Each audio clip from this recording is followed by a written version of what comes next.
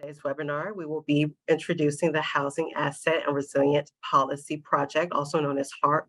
We lovingly call it the HARP Project, and the new housing resilience policy tools that were created from project implementation. So we're very glad to be collaborating with our partners from Florida Housing Coalition, as well as Orange County on this webinar. We provide some context and background on the HARP project. We were going to hand it off to Lori Forsman at Orange County, who was our local government partner in the first ever implementation of the Housing Resilience Policy Audit Checklist tool in East Central Florida. They're going to give us a breakdown of their experience and takeaways from using the tool. After that, we're going to actually provide an overview on best practices in implementing the tool.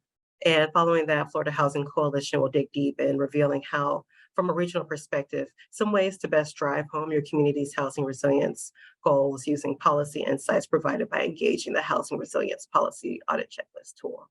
So going to definitely introduce the brilliant minds that are presenting today.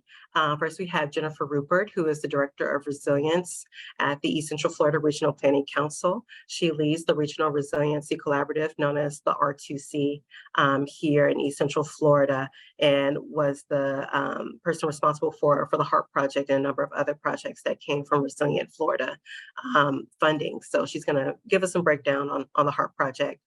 Also, we have myself, Daphne Green. I'm with the RPC, and here I support a number of community development projects as a planner. We also have Lori Forsman, who is a sustainability programs manager with Orange County. So she was our leader at the county who helped with coordinating the implementation of the policy checklist. And we're happy to have her here to give her insight today. We also have CJ Reynolds, who is the Director of Resilience and Disaster Recovery at the Florida Housing Coalition. And we have Dana Lazarus also with us, who is a housing technical advisor. So we're really happy to have them on board and grateful for their support and helping with this webinar. Very excited for that and to be leading this conversation. We're going to give you a background on HARP, the Housing Asset and Resilient Policy Project, and I'm going to hand it off to Jennifer Rupert to handle this. Work together to say that we could use this tool to think about risks from climate change, which are also impacting our communities, and other impacts from the market as market changes continue to loom over us, such as increases in cost of land and construction materials, increases in rent. Good afternoon, everyone. Again, my name is Jennifer Rupert. I'm the Resilience Officer here at the East Central Florida Regional Planning Council. The Planning Council, I think most of you are aware, we were founded in 1962, one of 10 across the state, 10 regional planning councils across the state, and we essentially are a reflection of local governments. We have a planning department, economic development, emergency management, and also house and conduct a lot of resilience work. Back in 2018, our council board really recognized a lot of the common ground that they were discussing in response to Hurricane Irma and Maria. Irma flooded every single county in our region, and then of course from Maria, that really exposed with all of the immigrants or migrants moving here from Puerto Rico, it really exposed the limits of housing and services here. So the RPC board really directed us to develop a framework for action and figure out a way to increase resilience in our region overall, working better together. So we established a quick steering committee and really pulled people together from a number of disciplines across the region, all of the leading experts, and our work began. The first thing that they did was really define resilience from their respective perspective, and that is the ability to bounce forward. They were really not wanting to recover or look back, really figuring out how we can move forward and get better in the face of those short-term shocks, hurricanes, infrastructure failures, and those longer-term stressors like affordable housing or aging infrastructure, and certainly climate change in that mix. Next slide, please. With that information and that resilience umbrella and definition that we were all working from, the steering committee discussed and established a framework for action in our region. And that is people, places, and prosperity. The people really focusing on the health and equity, places is our built infrastructure in our natural environment, and prosperity is our economic resilience. The elected leadership was adamant about focusing on and weaving throughout each one of the pillars a reduction of risks and vulnerabilities, as well as our carbon footprint, and increasing sustainability efforts and goals throughout the region over time. And this became really the guiding pillars and framework for action. Next slide, please. Thank you. So in 2019, the Memorandum of Understanding was developed. That was considered by each and every elected body that joined the collaborative. We have 7 of our 8 counties that have joined. I think we have 42 members at this point. And it really talked about and defined action from the bottom up. These technical advisory committees were established, and they began to really define the work that we were all going to move forward. Next slide, please. One of the early things that each committee that developed through their particular pillar was to discuss vulnerabilities of the system that they were working in. So the economic development folks and business owners really focused in on vulnerabilities within the systems that they were working on, and so on and so forth. The health and equity folks focused on what their big vulnerabilities were, and kind of building understanding of the work that we needed to undertake. And what we found was this synergy or this common ground between each pillars, and housing more often than not was centered in that conversation as something that needed to be worked on, because each one of those systems required housing to be successful. And we dubbed those the drivers of vulnerability. So each of those technical advisory committees, they established their definitions, who they were, what they were doing, their goals and strategies to move forward. Those drivers of vulnerability, as they were defined, became really part and parcel of this strategic resilience action plan that was completed. This work and all of the information in it is really what defines and drives the collaborative forward here in East Central Florida. Next slide. So with those drivers of vulnerability that were defined and those indicators by the early committee work, you can see on the bottom, we implemented or developed a East Central Florida Regional Resilience Dashboard. We took all of those indicators then and developed or compared them to each and every resilience indicator list across the country, and established this dashboard that really houses a buffet of data through those 3 pillars that we were wanting to start organizing discussion around. The second thing was really to engage our our emergency management directors, develop a consistent risk assessment methodology where we would be measuring it in each one of our counties or each one of our organizations in a consistent way. And thirdly,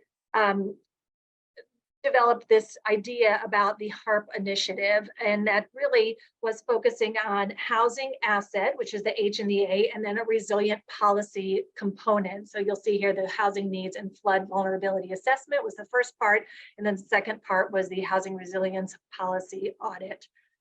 This was all funded by work or by the FDEP Resilient Florida Entity Program. Next slide. So this 2-part initiative really helped build the narrative arc. You know, we wanted to understand, well, why does this matter? How does it work? If it's not working, why not? And then we wanted to define action for the region to move forward. So part 1 of it, the UF Schimberg Center, under the leadership of Bill Odell and Andrea Galinsky, helped us understand 3 essential items, which one was conducting a housing inventory with a really hard focus on the subsidized housing, the naturally occurring or no affordable housing, the NOAA, and the mobile homes, parks, and parcels. So we needed to know, what did we have here in East Central Florida across the region? The second part of that was a needs assessment based on the jobs that we have, the transportation cost, all of that information, what needs did we have? And the third part of that was of that stock and the most vulnerable parts of our community, what's vulnerable to flooding, sea level rise, or any type of water hazards that we have here in the region. And that report is available on our website. It's fascinating, and it really provides the context and the basis for our work to move forward. The second part of that, which we're going to focus on today, is the Florida work with the Florida Housing Coalition, and it is the Housing Resilience Policy Audit Checklist, and then a guide to housing resilience planning resources and funding opportunities. So after an organization or a local government would complete the policy audit checklist, they would have kind of a roadmap on how to move that forward. Each document is available, like I said, on the website under the R2C tab. And with that, Daphne, CJ, and Dana are going to go into additional details about the second portion of the HARP project today. Thank you for your time. Thank you, Jennifer. So I'm going to go in really briefly, and before I transition it to Lori, talk about why you should use this housing resilience policy audit checklist. Why use it? What's the main purpose and kind of goals you can achieve from doing this?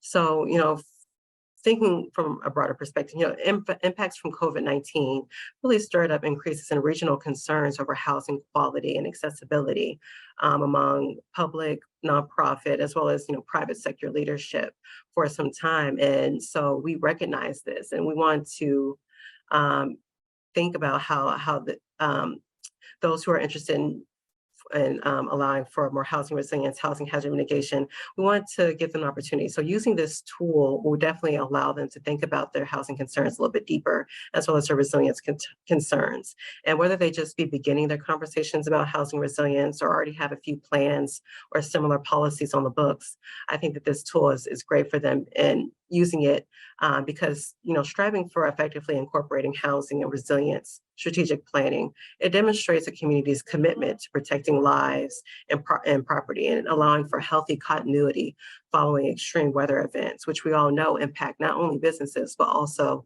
the homes of business owners and their employees and residents in general. So, these things kind of all have that impacts housing. It's something to consider, and it's best to begin to assess these things and think about them as we look at new opportunities in funding that can provide a solution, new opportunities in policy tools like the one that we're going to be discussing today. So as all these kind of issues are looming over us, we can use this tool as like a beginning step to reach your community's specific housing resilience goals. And this type of resilience planning, it helps to establish priorities for policies and programs with the goal of protecting those who are most vulnerable in our communities to natural hazards such as hurricanes, and also allow us to better invest monies and resilience funds where they are most needed in your community. So this tool can allow you to do these things. And in a way, housing resilience planning also promotes equitable mitigation planning and the protection of those vulnerable residents, both before and after a storm. So if this is something that interests you, I think this tool will be great to use. And so essentially it helps you to assess your policy framework and its capacity for housing hazard mitigation or housing resilience. It allows you to do that, and it also supports housing and resilient development while allowing you to better secure and have the opportunity to secure the related funding opportunities that are available at the federal, the state, the local level to support housing resilience. And so these funds, if you're able to go for them and secure them, there are a number of benefits that are going to be added to your community. And in one way, mitigation that we know of that will harden your home and add quality to your housing and your community. That will allow your residents to shelter in place, for instance. That's one benefit. They can shelter in place in the event of a disaster and reduce the amount of evacuation that's needed. Or if your home is more secure, it allows evacuees to return home sooner and avoid prolonged displacement following a storm event. And in general, it will require fewer repairs and insurance claims following a disaster. So these are things to think about as far as financial and quality of life benefits that are added when you begin to strategize around housing resilience planning and try to secure these funding opportunities that are available. But I think I've spoken enough on that, and I want to hand it away to Lori, and she's going to discuss with us the policy outcomes of engaging housing resilience policy audit checklist in Orange County, Florida. Thank you, Daphne. Welcome, everyone. I'm going to do a little bit of an overview of what the experience was like for Orange County using the Housing Resilience Policy Audit Checklist. Next slide, please. I just wanted to introduce right now in Orange County, our Sustainability and Resilience team consists of Carrie Black. She's our new Chief Sustainability and Resilience Officer. Some of you may have known Jeff Benavides, who was our Resilience Officer previously when we started this project. And then myself, Lori Forsman, I was the project lead for moving this checklist forward in the county. Next slide, please. So starting off with that project management aspect, completing this type of checklist actually involved quite a bit of staff from the county. We, of course, had the two members from our Sustainability and Resilience team, myself and Jeff at the time, but we had 3 people from the Office of Emergency Management, our planning division, most specifically our comprehensive plan update team. There were 4 people, our housing division, 3 people, public works and our stormwater division, very much the floodplain management aspect, 3 people. And then of course, looking at construction and rehab standards, some staff from our building division. So as you can imagine, one of the first steps in this project management aspect is getting approval for all of that staff time to spend their time working with Florida Housing Coalition, completing the checklist. So that was a little bit of a timeline, a tight timeline for us that we imposed upon ourselves in trying to get this information pulled together as we were in the middle of, as I mentioned, a comprehensive plan update and also our housing consolidated plan, which is being updated. So we imposed a bit of a tight timeline. Getting approval for all of our staff to spend their time on this was a little bit of a challenge, but it's definitely worth the effort. And going on to the next slide. So these are the lists of the plans that were reviewed, that we provided for the review during the checklist. And I believe that CJ has dropped a copy of the checklist in the chat. So if you want to open the checklist and get a feel for what's in there, and Daphne will be going over that in a little bit, but these are the types of plans that were reviewed during the checklist process. Next slide, please. So as we were going through the checklist, I wanted to kind of highlight a few benefits and challenges. First and foremost, as I mentioned, staff time was kind of important, and because we wanted to make sure that staff really understood the questions and really had a good feel and a background for what they were being asked, we did virtual sessions with the Florida Housing Coalition. So we actually scheduled virtual sessions to go through the components of the checklist that staff member was assigned to. That made it a lot easier in understanding the intent of some of the questions to get the right answer. The second benefit overall was the bigger picture assessment. So not only was staff focused on maybe the plan that they were most involved with and the questions related to that, but they really were able to see the bigger picture of all of the other plans, the types of questions that were in the checklist related to that, and in some cases, realizing that there were questions related to their plan in some of the other areas. Once again, realizing gaps and silos. So that was another big benefit for the team at large, was seeing that big picture and realizing that sometimes we do work in silos. Sometimes there are gaps between what was in their portion of the checklist and what might have been mentioned in other elements of the checklist. So really being able to look at that cross tabs and look at what was being asked for related to housing resilience really helped pull that bigger picture together. And then some of them even expressed interest in the fact that this is something that maybe we should do assess annually or maybe biannually, and reconsider, some of the actions that we've taken after learning the lessons that we did. And some of the challenges that were posed right up front from a project management perspective was that, initially the documents were in Google Docs. A little bit difficult for us here in Orange County to share. We don't all typically use Google Drive and have access to Google Docs. So we had to overcome that challenge a bit. There was a little bit of overlap on some of the tabs. So as I mentioned, staff might have been assigned to answer the questions in one tab, but a few of the pieces of information that they would know were on another tab, and we had to do a little bit of extra coordination there. And then equity questions. So one important element of the checklist is questions about not only what is mandatory, what indicates that you're possibly a very strong performer in an area, but how are you addressing equity overall in the specific plan and then overarching in the whole project. I think that for us, some of these questions were a little bit challenging. We did have some really positive answers in addressing underserved and disadvantaged communities, but there were a few places where there was a lot of out of the box thinking required. So I'll give an example, an awareness campaign about self-installed construction mitigation efforts for underserved population. You know, something in the construction area, you know, looking at how can we teach people about doing their own construction mitigation was a little bit of a think outside the box challenge for some of our building people in that area. Another good example was incentivizing developers to address energy poverty, something that's very important. And we know that we have energy burdens across our county and across the region, but how do we incentivize developers? How do we solve that issue of making solar available and making other things available to address that energy poverty was a bit of a challenge. So there are definitely some challenging questions from an equity perspective across all of the tabs. And then last, just once again, the timeline of trying to do this very quickly for us and then being able to get our staff focused and attentive to meet that timeline was a bit of a challenge. Next slide, please.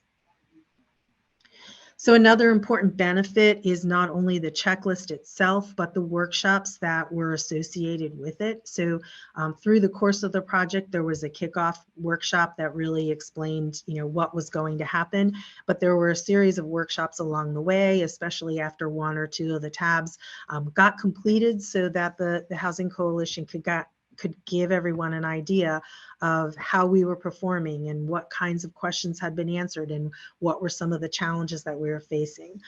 So those presentations were really well received. Like I said, it really helped staff have a bigger picture, gave some insights into changes that you know, might be needed, but then it was a little difficult to keep attendance. Attendance was scattered throughout the 3 or 4 workshops, and then there was a large amount of content covered, so that was a bit of a challenge as well. Next slide, please. So the results for us were a set of deliverables, one of which Jennifer already mentioned was the second one on the list here, the planning and funding guide, something that was really beneficial to put in perspective different sources of funding, whether it's federal, state, local funding that was available to help bring funding to some of the challenges that you might be facing. The first one was our methodology and recommendations report. And that's where we really got the indication of how we performed in each of the areas and the recommendations that were being given to us. And then the third one on the list is also what Jennifer mentioned earlier, is the Schimberg Center report on affordable housing, as well as the coastal flood hazards. And then I did want to mention that there's another second phase going on with Schimberg for some additional work. And so I'm sure Jennifer will be able to share that report as well once it's completed. So from an overall performance perspective, Orange County was what I would indicate as a strong performer. We had some areas of exemplary performance, some areas of average performance, and several areas of strong performance. One of the things that really stood out for us was the fact that we do have a Housing for All action plan. And in addition to that, an affordable housing trust fund. So those were 2 areas where it was shown that we were overachieving and a very strong performer in addressing housing across the county. And then the report also identified for us those plans where we needed some improvement. Next slide, please. So the other recommendations that were in the report, one of the items that was noted most was, as I mentioned, kind of those gaps and silos. So better interdepartmental coordination as we do plan updates, regardless of the plan, was something that was recommended. That way, staff seeing elements of other plans and how it influenced their work was very important. And then having a housing expert on each of those teams doing updates to whatever the plan is would be valuable in making sure that topics of equity and resilience with respect to housing were being addressed appropriately. The second one was making sure that we are addressing that housing and housing resilience and emergency management framework, and then with respect to disaster mitigation and response. The third one was addressing flood risks and preservation, especially with our affordable housing stock. So really taking a look and most specifically at that preservation of affordable housing stock. The third one, addressing underserved communities with targeted investments and outreach. And I mentioned some of those examples previously with outreach. And then last was to develop a standalone housing mitigation strategic plan. Can you click again, please? So what was posed to staff in the beginning and in the kickoff, and then also to senior management in our results presentation was, thinking about this effort. What if the goal of these efforts, of this long-term effort, was that every Orange County resident can shelter in place when a disaster occurs? Next, click. And better yet, what if that's the result? So going through this effort and really looking at all of our plans, how they work together, how they can combine for better housing resilience for our residents was what we were really shooting for, and something that I think everyone can benefit from. Next slide, please. So for our outcomes and next step, these are by all means not everything that we will be working on with respect to the results that we were given, but right now we are very much in the middle of our Vision 2050 comprehensive plan update, actually preparing that document for transmittal, but through the course of the last few months, incorporating some of what we learned in this checklist was definitely included into the drafts, especially the housing chapter draft of the comprehensive plan, but also in other areas, in some of the emergency management areas, in areas of sustainable development and design, and considering some of the energy impacts and climate impacts that we might see. And then we've also agreed from a higher management perspective that the best course of action to address some of the updates needed in the other plans is to look at where they are right now, especially if they've recently been updated. It might not take a lot to insert some additional language. If they're in progress, of course, to do that, and then to see where they would be in the regular cycle and try to make sure that we address these recommendations through that course of action. Second, our Office of Emergency Management, actually, we were a little ahead of the game. In the fall, we kicked off a workshop for disaster temporary housing. And there was a great presentation from several of the Department of Emergency Management, the Florida Department of Emergency Management, on how to address this topic of disaster temporary housing. And they will be planning a second workshop to move this forward and eventually develop a disaster temporary housing plan for Orange County. The third thing I wanted to mention was we actually have a new Office of Tenant Services. Although this office did not result specifically from the work of this checklist, it definitely is something that adds to the resilience of our housing overall and really looks to serve residents from a housing resilience perspective. And then lastly, we did just recently receive our Resilient Florida Planning Grant to complete our vulnerability assessment across the county. And we know that as part of that big undertaking, our local mitigation strategy will be updated. We will interface with that local mitigation working group and ensure that there's some synergy between what we learned from our vulnerability assessment and what needs to be in our local mitigation strategy. And then my last slide.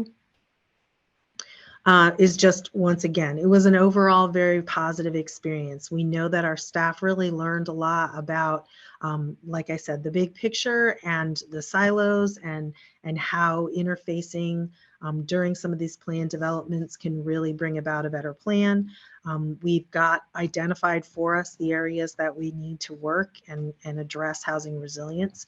We've already started working on some of the recommendations, as I said, and I will say that it really helped to have these outside resources supporting us in this way.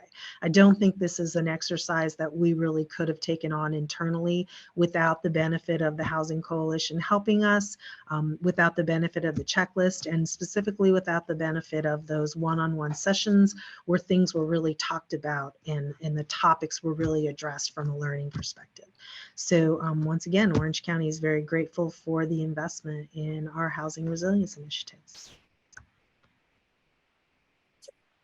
Wonderful. Thank you, Lori. And we're very appreciative of your presentation today. I think that gives the audience a great idea of, you know, the benefits that come from engaging in the toolkit and the learning opportunity it also provides. So thank you for that.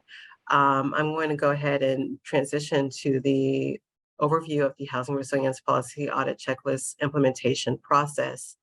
And I want to, you know, let everyone know if you do have questions along the presentations, I'm sure you might have questions from Lori's presentation. If you do, you can just simply drop those in the Q&A. And once we get to the Q&A section of the webinar, we'll be happy to address those questions. And I also want to say that I was a part of a team, and when I was a few years back, I worked for Pinellas Park and Pinellas County, and the Tampa Bay Regional Planning Council did a similar project to HARP. It was called REACH. And the HARP project has kind of been developed as a model of REACH. And when I was in Pinellas Park, I did a similar implementation process. I was kind of the Lori in Pinellas Park. So I'm going to kind of go between my experiences, both leading this project, leading the HARP project here, and also how I did my approach to leading the REACH project in Pinellas Park. But before I jump into the framework of the tool, I want to talk about some regional perspectives and desired outcomes that we were hoping to obtain from developing the tool and sorry, my voice is going, and implementing it.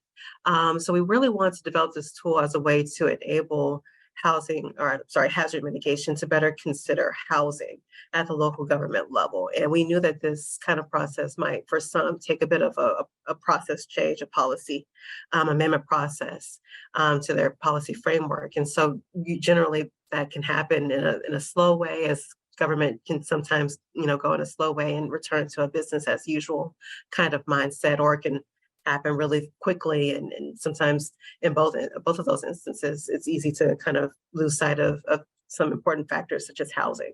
So we want to enable or create this tool that would allow for an intervention, you know, of this policy policy change process and allow it to better enable housing to be considered in hazard mitigation and resilience planning.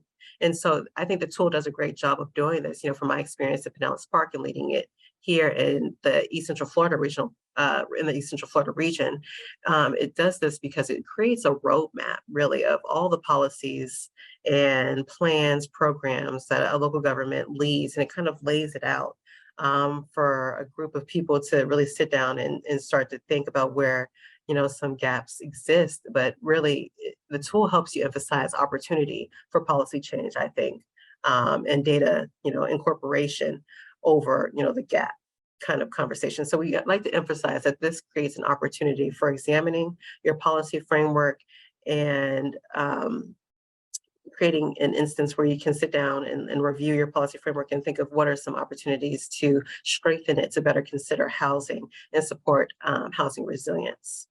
And in creating like this toolkit that, like Lori mentioned, does involve a number of players to complete it, you're able to kind of build a little bit of a housing resilience team, right? So we can use this tool to identify in your agency or your government where the critical decision makers are, and help them to build their capacity around what housing resilience, housing hazard mitigation is, to think about what their role is in this. And many will immediately say, well, you know, I'm in building, I'm in I'm in public works, or, even sometimes those in housing will say this is resilience, or this doesn't impact me. But really in doing the exercise of completing the toolkit, they can build their capacity off this and appreciate it in the end, and begin to address those interdepartmental silos that are kind of hindering the goals that you're trying to seek in improving your housing resilience or housing hazard mitigation in your community.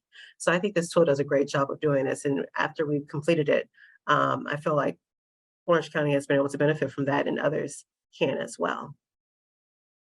All right, so jumping into the layout of the tool itself.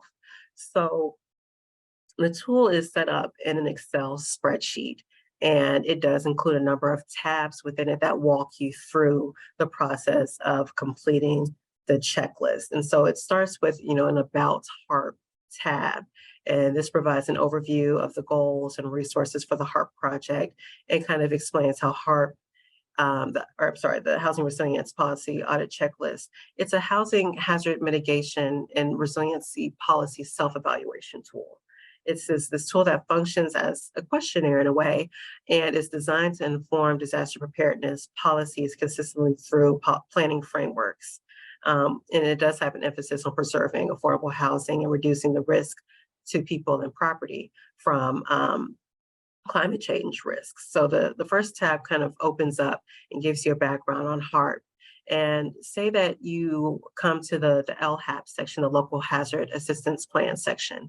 And this has probably been given to someone in the community development department, someone in the housing department, right, who has that expertise on this plan. So they'll come to this tab, and it'll be set up like this kind of questionnaire with a number of policy criteria listed, and you will go through, and they're set up as like questions. So you would be able to answer yes or no. There's an option to write non-applicable if that policy criteria does not apply to your jurisdiction or agency, or leave comments about how it's in progress, or so forth. So you're able to see the list of questions and the policy criteria kind of laid out in this organized way. And they're also categories. So there's a tab in the spreadsheet that explains the scoring classifications and performance categories. There are 4. So we have the mandatory performance category, and that's kind of just like those policies or aspects of the plan that go without saying it's supposed to be in that plan. So if you're doing this, good on you. It's kind of mandatory. So that one receives, I think, just 1 point if you're able to answer yes to that. Best practice performance category policy criteria, I think, get 2 points. So that's more of a best practice indicator. And then the next one up is a strong performer. There's a strong performer performance category, and then also an equity performer performance category. So those receive a few more points. So if you're able to check yes on those, you'll see your points kind of go a little bit higher up. So if you're kind of concerned about the scoring, we actually, when we did this in Orange County, didn't incorporate the scoring or think about it too much, because it was just Orange County doing it.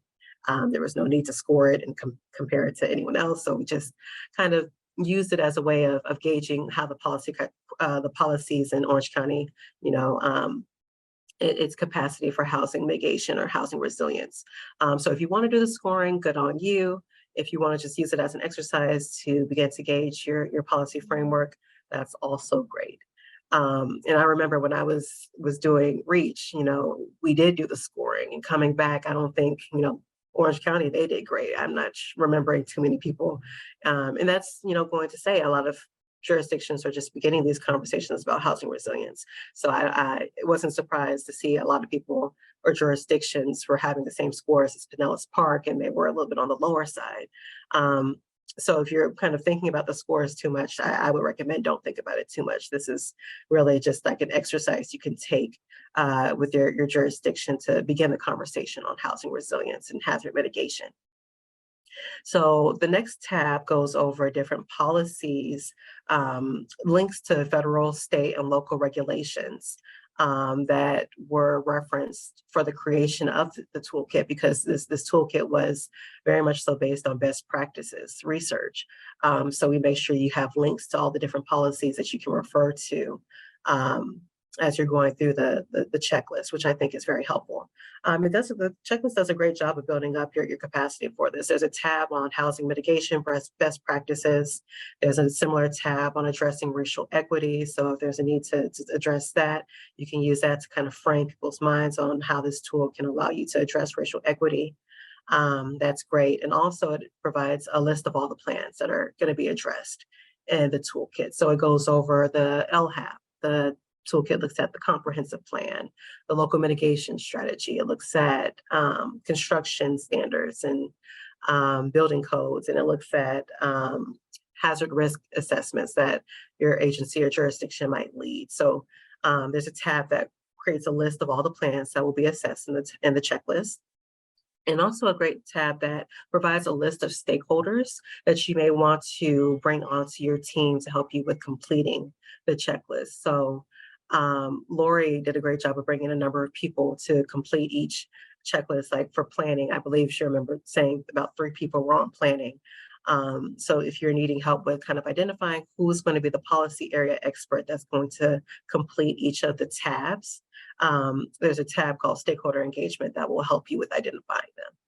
And then the final tab is on program performance, and that will go over the scoring, the final score that you'll receive after completing the checklist if you're wanting to go through with the scoring process.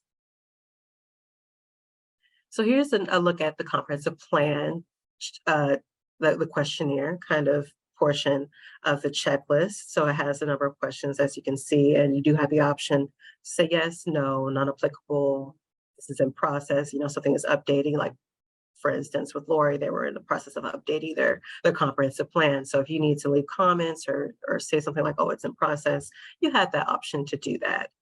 And some examples of some of the best practice policy criteria listed here show, does the comp plan include policies designed to preserve assisted housing and naturally occurring affordable housing? So is the comp plan doing that? If it does, that's a best practice. You can mark yes on.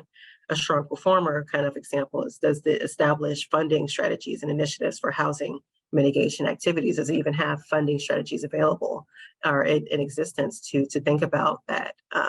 And one equity example is, does it include an assessment of social vulnerability by census tract as a benchmark? So it's thinking of how is this policy using data, intersecting the policy with data analysis to drive home these resiliency goals or housing hazard mitigation goals. And so I think I've talked about the comp plan a bit of I'm a planner, so I'm attached to that one. But here's an example of the hazard risk and vulnerability assessment tab that you review. So if you are, say you're probably in the emergency management department in your agency, you're going to probably be tasked with completing this since you're going to be the policy area expert in that. And for our end, when we were in Pinellas Park, so what I did in my approach to implementation, I had already had a number of relationships with all the different departments in the city. So I already knew these folks and knew what their expertise was. So I would just, say, hey, we're doing this HARP project. My director, he's told me that we want to do it. Why don't you go ahead? I have this tab. I already know that you have the expertise to do this. Can you take about an hour or so to complete it? And I'll make sure you have the contact from Florida Housing Coalition. If you have any questions, you can ask them and maybe set up a meeting if you need to. But they really took the tab, and sometimes in 30 minutes, maybe an hour at most, they could take it and fill it out because they were the policy area expert.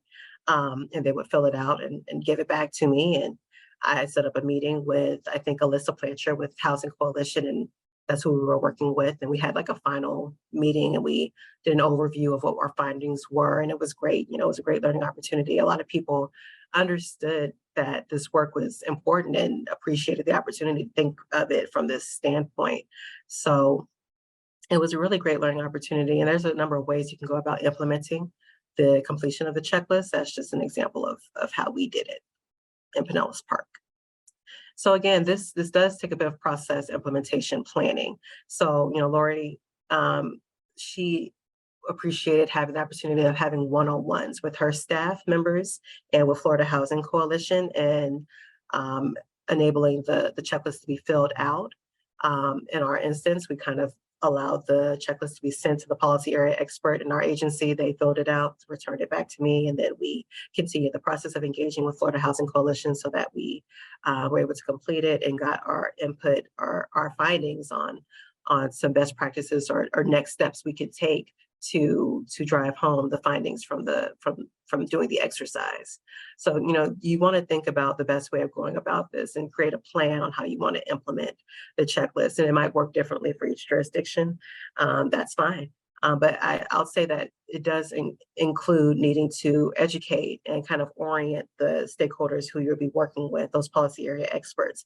It's going to take a bit of capacity building to make sure they're oriented in their minds of understanding where their work intersects with housing resilience. And the tool provides a number of tabs, again, that help with that capacity building, but it's also great to kind of have some verbiage already in place that will help to frame them or frame their minds around, the purpose of this work and why they're doing it, because they're going to ask why we're doing this. And so it's great to kind of have some explanations in hand on the benefit of doing this, why they're being pulled in, and helping them understand their role in housing hazard mitigation and housing resilience. And the tool does provide a number of other tabs, such as the Addressing Diversity, Equity, Inclusion tab that will kind of help with doing that and allowing for that capacity building. Again, team building. This is a process you'll want to go through. It does require a good bit of staff coordination and requires someone who can take that leadership role. And we're very happy to have Lori, who's our leader, seen in this picture right in the middle. With Orange County's Office of Sustainability and Resilience, she was able to take that leadership role to coordinate the policy area experts and completing their tabs and working as like a housing resilience team, so to speak, and to completing their tabs and following through with the implementation process. So this does take a good bit of work, but if you have those connections or need to work on those connections, you just need to think about the time that you have also to do this, because people normally are, working. We all have our work to do. We all have things on our plate. So just can be considerate of your time and how you approach folks and make sure you do have the right people in mind. It might take a few tries to make sure you find the correct policy area expert to complete each tab, but once you do, you can easily go forth with implementation. So here's the Housing and Community Development, the LHAP tab, which was completed by Orange County's Housing and Community Development staff. The Local Mitigation Strategy that was completed by someone on Orange County's Emergency Management team. So here's an idea of how these tabs were broken up and distributed, and an idea of what the policy criteria was that was listed on here, especially for the local mitigation strategies. We see a number of strong performer policies, whether it promotes incorporation of green infrastructure in your LMS. That's a strong performer kind of policy. Community rating system. This was a tab in the checklist, and this was completed by, I believe, stormwater management expert in their public works department. So they had that expertise. They filled out that tab. For the construction and rehabilitation standards, someone from their building department took ownership of that tab and filled that out. So here's an idea of what the tabs look like. And also here's a look at the stakeholder engagement tab I mentioned earlier. So if you're needing a little bit of support in identifying the correct stakeholders to engage in this process, this tab is very helpful in doing this, because it lists off all the potential, correct persons or policy area experts you'll want to engage.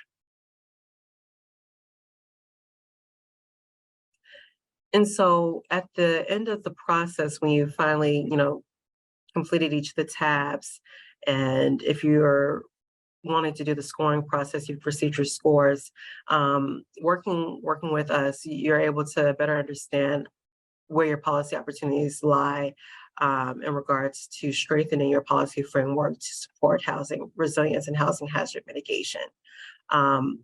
And at the end of our HARP project, we again had 2 great plans that Florida Housing Coalition was able to provide, and that was the methodology and recommendations report and also the funding guide.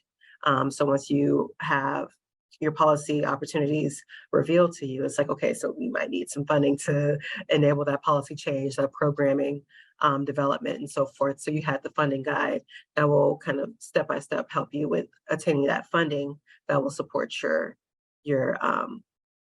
housing resilience planning, and also supports research and identifying where you should be developing your programming and where you should be strengthening plan development and so forth. So at the end of the process, you're able to take all of this rich findings and understanding the opportunities in your policy framework and move forward in the direction you think is best for your community.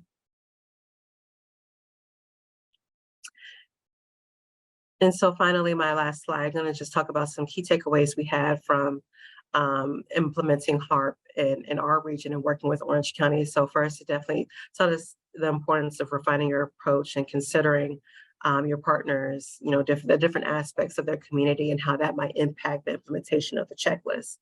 For instance, Orange County was more inland, and so the tool talked a little bit about coastal flood impacts. So we had to, think about, if we wanted to include that language or not.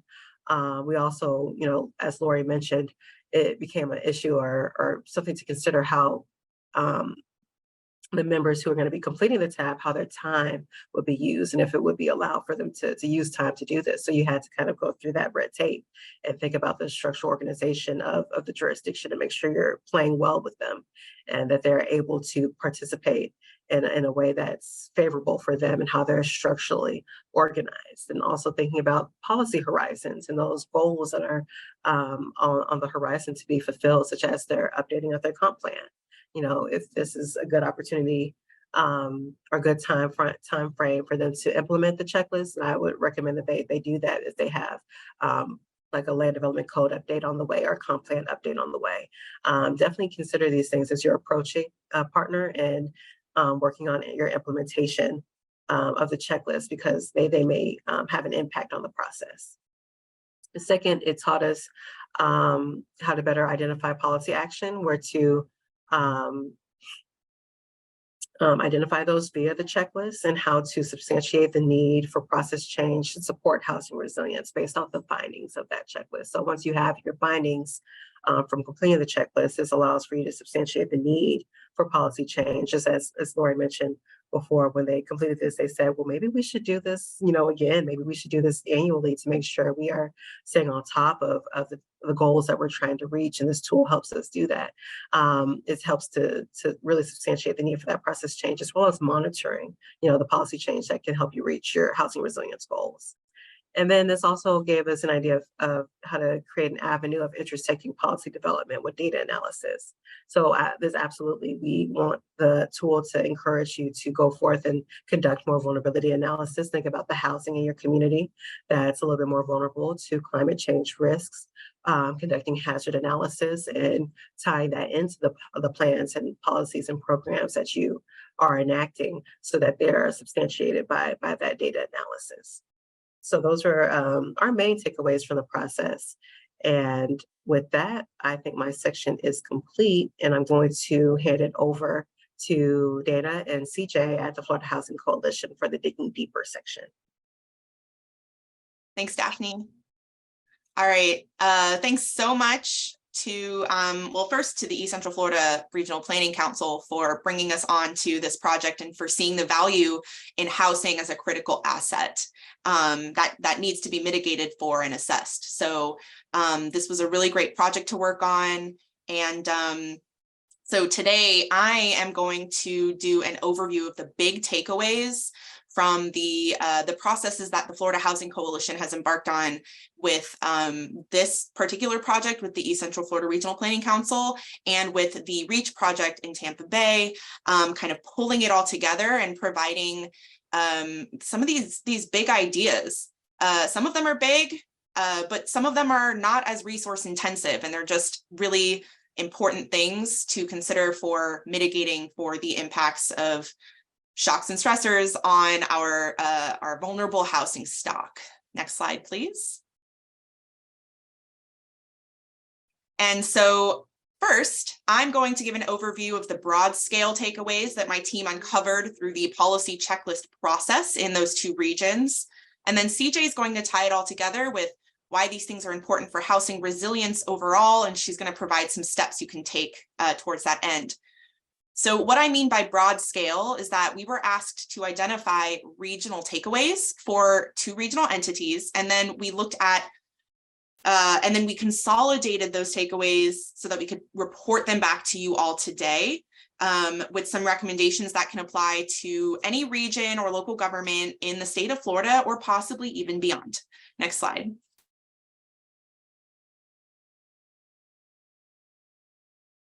So you all now know the HARP policy audit checklist and process pretty intimately after the presentations you just heard.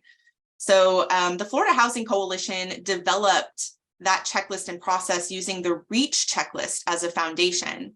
So around 2020, the Florida Housing Coalition developed this policy audit checklist as part of the Tampa Bay Regional Planning Council's Resilience and Energy Assessment of Communities and Housing, aka REACH project. So the Tampa Bay Regional Planning Council was seeking to advance implementation of evidence-based mitigation strategies specifically for housing. The coalition developed what we called the Housing Resilience Plan Self-Assessment Checklist for local governments and facilitated its use with about a dozen or so local governments in the Tampa Bay region. So the origin of the checklist was developed starting with deep research into housing and resilience planning frameworks at the federal, state, and local levels. We identified guiding policies, regulatory documents, and plans that dictate implementation of disaster preparation and response, housing development, and rehabilitation. Defining the origin of local plans provided a clear linkage to the mandate specifying the purpose of the planning instrument and linking its purpose to its role in housing mitigation and resilience. Then we identified content language taken directly from those planning frameworks and sorted them into the categories of mandatory, strong performer, best practices, and equity principle, as you saw on a previous slide within the checklist itself. We beta tested it, developed instructions for the process, designed some webinars, and away we went.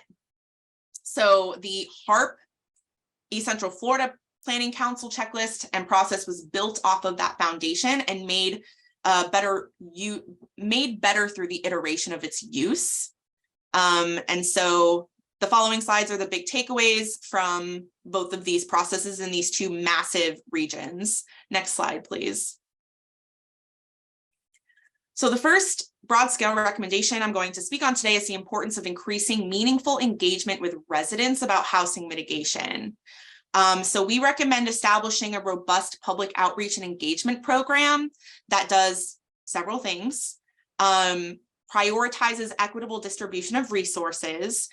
For example, the elderly have special considerations. They might not be able to shovel sandbags. They might not be willing to move from their homes. So you would want to consider designing a special or a particular outreach process that reaches the elderly specifically.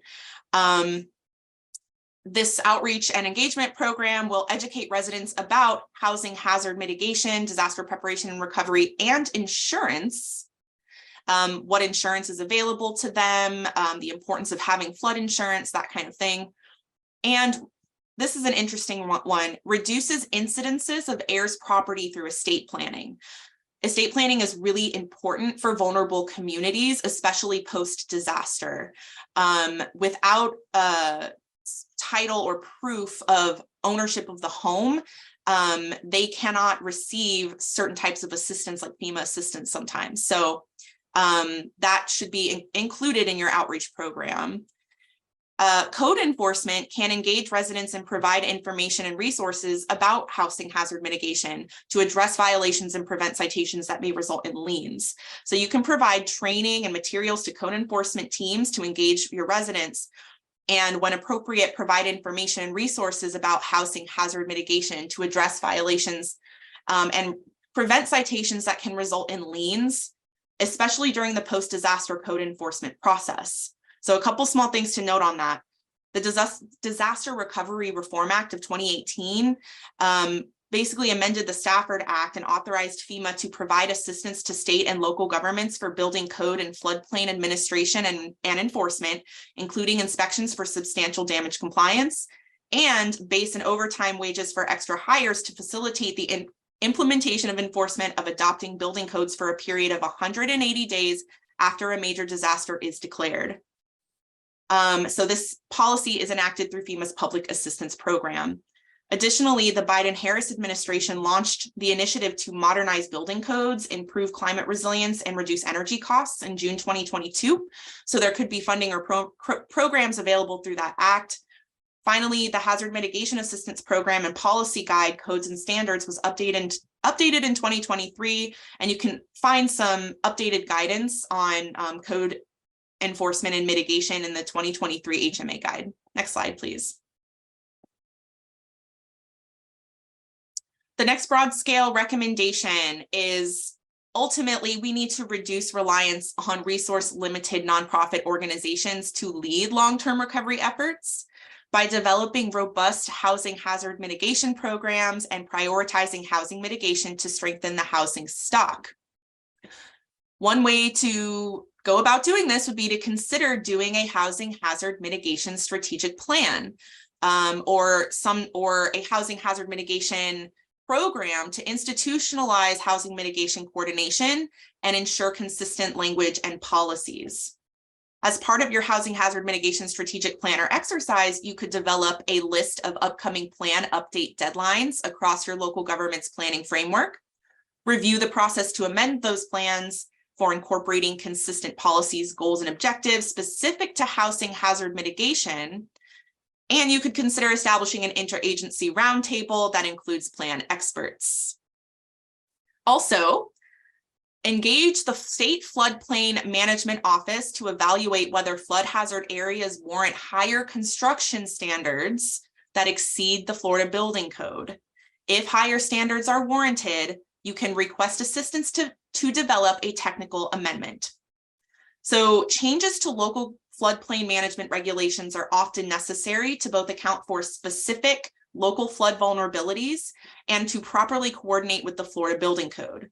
By state law, only the Florida Building Code governs the design and construction of buildings, which makes it necessary for communities to consider and take action to submit a technical amendment to the Florida Building Commission and adopt local ordinances that enforce higher standards.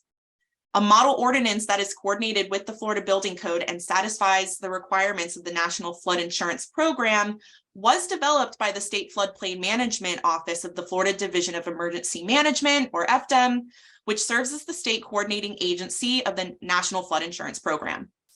We at the Florida Housing Coalition have a relationship with the State Floodplain Manager, Con Cole, so please reach out if you want his contact information or contact for that office for additional assistance. We also have examples of successfully submitted technical amendments. Next slide.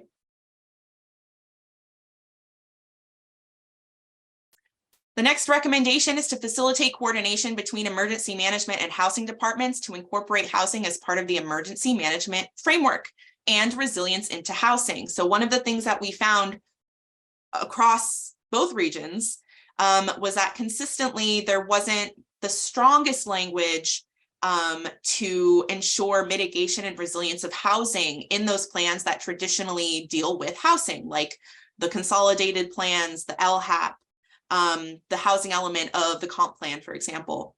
And on the other side, the plans that mostly have to do with resilience and mitigation didn't always have the strongest language for housing. So revising processes to enable interdepartmental coordination in the development and update of plans is really key to this entire tool, and is a major takeaway with or without the tool. So for example, each team responsible for plan development should include a housing expert. So one thing that we found, for example, was that sometimes the local mitigation strategy working group didn't have a housing expert. And that's just a small thing that can be improved, that can be changed, to just add a housing expert to your LMS work group. Another thing that can be done is to compare target areas identified in the CON plan with funding and implementation plans to ensure underserved communities are targeted for mitigation investment, and include and prioritize residential mitigation projects in the local mitigation strategy. When projects are prioritized in the local mitigations action plan, specifically housing projects, prior to a disaster, the local government can immediately apply for hazard mitigation grant program funding that is available when a presidentially declared disaster occurs. And CJ will go more into that. Next slide. So we also have some housing mitigation recommendations. I'm going to go quickly through the rest of my slides. We have developed trainings on all of these, all of the mitigation best practices. So again, you can reach out and we're happy to provide more information on the specifics of housing mitigation, home hardening, buyout relocation, things you can do for mobile homes, different incentives and regulations that exist, and emphasizing home insurance, that kind of thing. So these are really important and should be included across your plans. Next slide, please. So last and certainly not least, the importance of performing vulnerability assessments cannot be overstated. You cannot know how to address the vulnerability of your housing stock and the people who live there unless you seek and document that data. Certain vulnerability assessments are and should be a regular part of your planning processes, from the consolidated plan to the long-range transportation plan. Vulnerability assessments should or are already being done. However, housing vulnerability to environmental impacts is often left out. The Resilient Florida Grant Program established that affordable public housing is defined as a critical community asset. So we must ensure that local vulnerability assessments include assisted rental housing properties as well as naturally occurring affordable housing. And so just a quick note on that program, applications are opening in July 1st, and that period will be until September 1st. And communities that have yet to perform a vulnerability assessment will be prioritized for planning funding.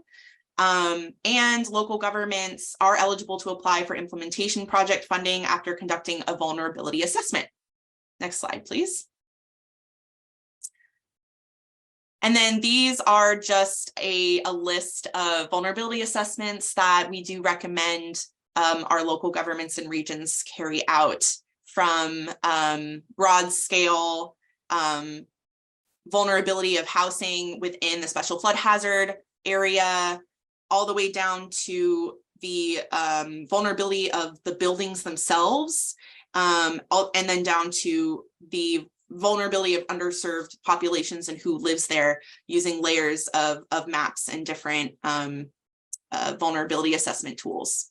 So that completes my portion of the presentation, and I'm going to kick it over to CJ to take it home. Thanks. Oh, wow. Amazing presenters with so much great background. I'm just going to say I'm super happy to see this, which was an idea that originated, I think, back in maybe 2019 between Bill O'Dell and I, Jerry Murphy, University of Florida, and when I was at the Tampa Bay Regional Planning Council, to see these projects, ideas become real implementation, real changes, improvements to policy. And thanks to Daphne for being one of the early pilot testers of a thing we wanted to see how it would fly. I was previously at the Tampa Bay Regional Planning Council for the initial start of this, and couldn't have done it without the Florida Housing Coalition. The whole point of why we're doing it, and it goes without saying, but I think you can use the screen when we send you the PowerPoint, is that it's very, very important to remember to remind everyone that even with our affordable housing shortage, the goals that we're setting for development are not enough, because we are every week, every year losing somewhere affordable housing to disasters and disconnects, and the rebuilding challenges are consequential and monumental and require an enormous amount of funding. So I'm going to point out a couple of things here that we've done on the research on this, is particularly on multifamily properties, is one of the things you can take away. It's actually brought up several times in different ways about insurance.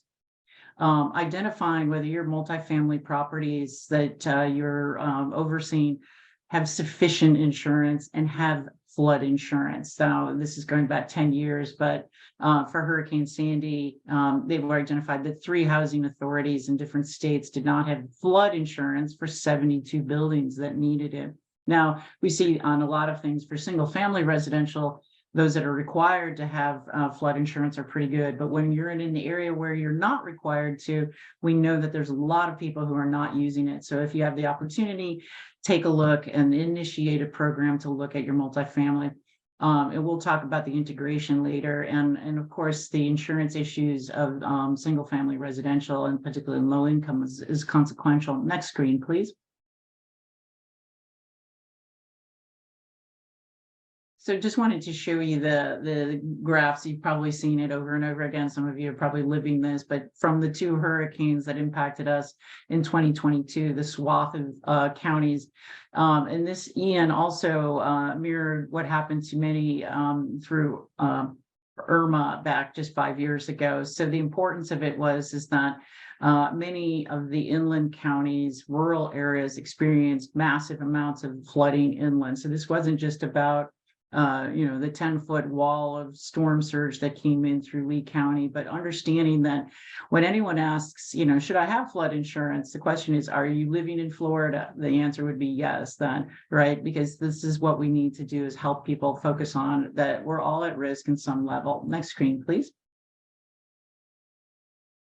So bits of input that we've been able to extract from several hurricane reports is that and this is if you can work with your community rating system program, your program for public information, which engages your cities and counties, and then embedding this, of course, back into the policy audit checklist. And something very practical is that there are substantial numbers of households that do not have homeowners insurance, and a very, very small percentage of renters who have insurance. And then we know renters really do get, have much less recovery resources in terms of disasters. And so it becomes even more important for them to have the insurance. Insurance coverage it also has other challenges with it in terms of deductibles being quite high. And so, but this is just one of the many tools that homeowners need to have. And we understand that in particular, that there are, specific subsegments of populations, and Dana brought up some of them, but that older homeowners and folks in low and moderate income neighborhoods, particularly people who have paid off their mortgage, they're not required to have insurance. Or we may have a lot of new owners who are out of state and cash buyers, where they came in and paid, bought the house. And so these indicate a need for different kinds of partnerships for your outreach and engagement, and that could entail the properties management companies themselves, to neighborhood associations, and again to the business. And so this gets back to taking your checklist, walking through it, and looking at what are we doing today in terms of education on flood hazards and outreach, and ensuring that those who are less resourced get the right kind of information in front of them. Thank you. Next screen, please. So we talked about hazard mitigation a lot, and this is one of the things that has been a substantial goal of ours at the Housing Coalition, and we will continue to work on it at a state level. But we would encourage all of you to volunteer or volunteer someone else to serve on your local mitigation strategy work group to ensure that your housing mitigation projects get on your LMS priority project list, the PPL, in the next update. Now, it depends on your cycle, but we know they come up for, to be updated every several years. This is the only way that you can get access to the state hazard mitigation grant funding, is that you've got to get that onto that list, which then goes into the larger things. So let's say you've got an update coming up in 1 or 2 years. What you can start doing when you meet today is go back and pull that housing resilience team together to begin to look at your project inventory. What does that mean, project inventory? So to define, using your vulnerability assessments or other mapping tools, if you don't yet have one, to define which of your multifamily properties, both assisted and unassisted, might be the most vulnerable and have the most vulnerable people. So that's your overlay of social vulnerability metrics. You can then identify what properties are at risk for multiple flood hazards or short-term or longer-term hazards, and identify potential mitigation strategies. One of the phenomenal programs and tools that we work on is with the enterprise community partners. It's created the Keep Safe Florida. It's a suite of tools that are online, available and free to enable anyone to assess a specific multifamily property or broader portfolio. And this is, once you've identified the risk, you can really do this robust analysis and identify and get strategies and insights on potential costs. And so looking at your benefits, what are the repetitive damages and losses, other aspects, and then how are these buildings, where are they situated in context of your other important infrastructure improvements that you might be making, such as upgrades to a stormwater system and a roadway. So once you pull all this together, it really enables you to step forward and be that housing resilience champion on any one of these in context, also with emergency management. Next screen, please. So this is just in case you wanted to say, well, where is this, the grant? We're talking about it's going to be opening, or it is open soon. We look specifically at multifamily and residential housing projects. You can use it to acquire homes, and also from what I can read, acquire areas that may be upland or safer for future home permanent affordable development. There are programs that enable wind mitigation retrofits and other aspects of flood protection. So those are the three kind of main categories that apply to housing. Next screen, please. So one of the recommendations we have, if you're interested in the wind mitigation worksheet, particularly if you live in certain areas where there are, we've looked at the actual worksheet that FDEM has created for that. And in the future, we're hoping that this gets changed. But in the meantime, it's important for you to understand what are the key data sets or bits of information that you might want to provide to your LMS group, to your which gets it onto the thing is how many units are in the property, how many people live in the property, the number of units that support the specific vulnerable populations, and whether this property is publicly assisted. Now, all of this data you probably have within your own housing office or agency, but if you've identified something and other folks have questions, of course, a lot of this core information is available from the Schimberg Center's website that you can access and identify the different things for the property. So these are just recommendations, again, taking this from the broad policy level down to very specific kinds of future hazard mitigation projects that you can implement. Next screen. So lastly, and Dana had showed you the two initial housing resilience projects, but the Florida Housing Coalition has developed these really phenomenal guides from a different angle, which is really on the disaster management and disaster recovery. And I believe there's active links in this PowerPoint that will take you to it. This really helps you understand the specific types of preparedness that are needed for housing, also the response and recovery components, from coordinating more effectively with volunteer organizations to understanding that if you're in a declaration, those people that are sheltered in hotels, which are funded by TSA, will end at a certain point of time. And then that transition goes on to local government's shoulders to help find housing for people who are already at risk of various concerns. So, and then we've already talked about mitigation, but they're great resources, and we just really appreciated the opportunity, Daphne, to partner with you, Jennifer, on this. And I just want to say that for those of you who might be outside of the region, we are always happy to engage and collaborate directly with you to plan potential projects like this outside of the region. Of course, we'll hope, appreciate the opportunity to keep working with the East Central and watching phenomenal success, and kudos to Lori and really making this happen across hers. That's a real model organization. We should not all be intimidated by them, but inspired by Orange County and the great work that they've been able to do. And we certainly, saw a lot of progress among different local governments in the Tampa Bay region as they undertook this. I think Pasco County was one of the most of the counties that really dived in and went wholehearted on this with their cross-team evaluations to improve their stuff. So we know that it does pay off and it does bring benefits. Thanks. I believe that's my last screen. Here we are. That's us. Phone numbers for us to reach Dana and I. We'll also have our emails in the chat. Thank you.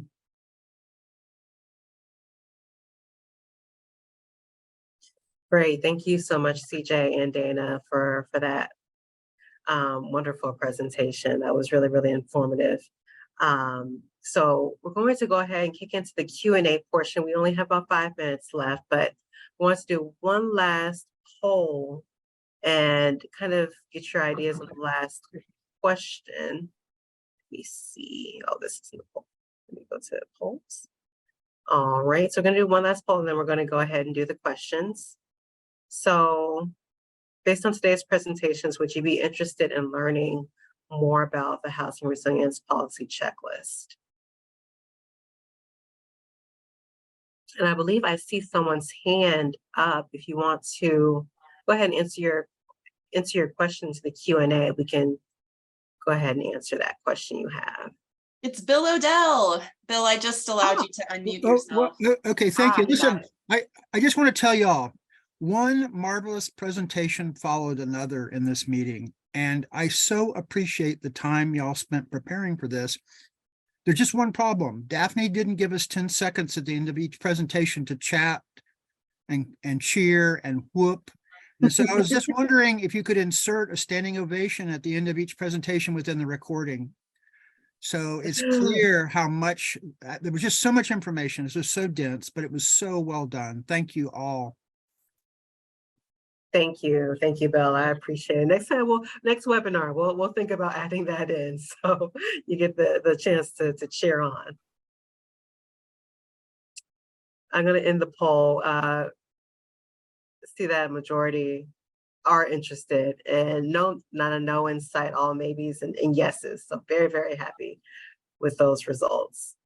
I'm going to stop sharing. So if there are any other questions, we're happy to take them. We've got about 3 minutes left, but we're happy to take any other questions. So look in the chat.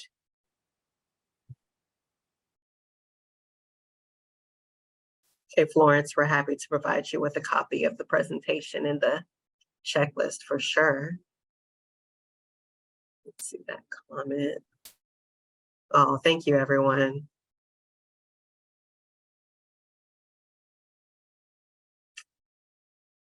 Well, we know you guys have questions, but we just exploded your brains probably with all the details of the checklist and the opportunities for success and examples. So we're all happy to talk anytime, I'm sure. Absolutely. Absolutely. To piggyback off what CJ said, here's our contact information. We're going to make sure if you're in need of the slides, you can definitely get those. If you just want to follow up with us, feel free to reach out by email. We're happy to answer any questions that you have. But if there aren't any others. There's a question in the Q&A. It says, how long did it take you to engage in the checklist process from staff timing to actually coming up with your findings and recommendations? It's a good question. We budgeted in, I think, 3 months for this project. And that was for the HARP project specifically. We had a longer timeline for the REACH project because there were more communities involved. But Daphne or Lori, Jennifer, I don't know if you want to say anything about how long it took, or like what we anticipated and how it resulted. Lori would be Sure. able to probably answer that internally, how long it took staff time. But she mentioned earlier, we were on a very condensed timeline because of the comprehensive plan questions or the process that they were going through at that time. So Lori, do you have a more specific answer to that? Yeah, I mean, I think that the 3-month window, I mean, I know actually completing the checklist, it probably was over a period of about 4 to 6 weeks by the time everyone took their turn, and we kind of, went back and forth if we needed additional questions answered, and did a few of those workshops, which were quite beneficial. So the checklist and that effort itself isn't a huge amount of time, but getting the final report, and then I will say on our end in Orange County, getting that final report and then having a final presentation with senior management was a little bit lengthier of a time frame for us. But the process itself goes relatively quickly, and I know our staff, some of them only spent 30 to 40 minutes for their portion of the checklist. So from a staff perspective, it's not a huge investment. From the overarching sort of project management and where are we going next, takes a little bit of extra time. Thank you, Lori. Well, there's a link to the RPC site for the HARP checklist. So if there are no other questions, I think we're free to let everyone go. Thank you all so much for attending again. Thank you to our great presenters, and I hope you guys have a great rest of your day.